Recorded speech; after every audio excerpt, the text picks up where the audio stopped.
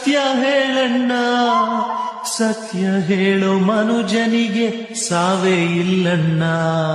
ಭೂಮಿ ಮೇಲೆ ಬಾಡಿಗೆದಾರ ನೀನಣ್ಣ, ಅವನ್ ಹೇಳಿದಾಗ ಜಾಗ ಖಾಲಿ ಮಾಡಣ್ಣ.